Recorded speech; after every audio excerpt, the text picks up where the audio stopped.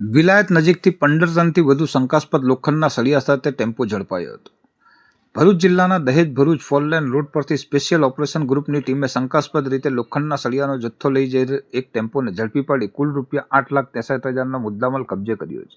આરોપી ડ્રાઈવર પાસેથી મુદ્દામાલ અંગે કોઈ કાયદેસરના દસ્તાવેજો મળી આવ્યા ન હતા. પ્રાપ્ત માહિતી અનુસાર એસઓજી ભરૂચના પીઆઈ એ ચૌધરીની ટીમને પેટ્રોલિંગ દરમિયાન બાતમી મળી હતી કે એક આઈસર ટેમ્પો કે જેનો રજિસ્ટ્રેશન નંબર GJ27X3812 દહેજ ભરૂચ રોડ પર વસોદરા નજીકથી ભંગારના લોખંડના સળિયા ભરીને વિલાયત વાગરા માર્ગે અમદાવાદ તરફ જઈ રહ્યો છે. જે બાતમીના આધારે પોલીસે તાત્કાલિક વિલાયત ચોકડી નજીક વોચ ગોઠવી હતી. વોચ દરમિયાન શંકાસ્પદ ટેમ્પોને અટકાવી તેની તલાશી લેવામાં આવી હતી. ચેકિંગ દરમિયાન ટેમ્પોમાંથી 15,450 કિલોગ્રામ વજનના લોખંડના સળિયાનો મોટો જથ્થો મળી આવ્યો હતો.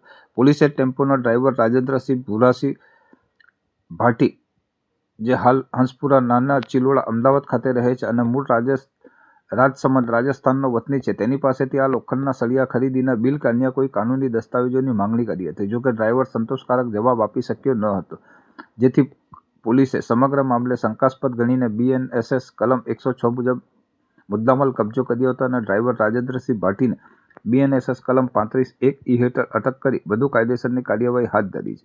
પોલીસે જપ્ત કરેલ લોખંડના સળિયા અને ટેમ્પો સહિત કુલ ₹8,63,000ની કિંમતનો મુદ્દામાલ કબજે કર્યો હતો. આ કાર્યવાહીથી ભરૂચ જિલ્લામાં ગેરકાયદેસર પ્રવૃત્તિઓ પર લગામ કસવામાં આવી છે.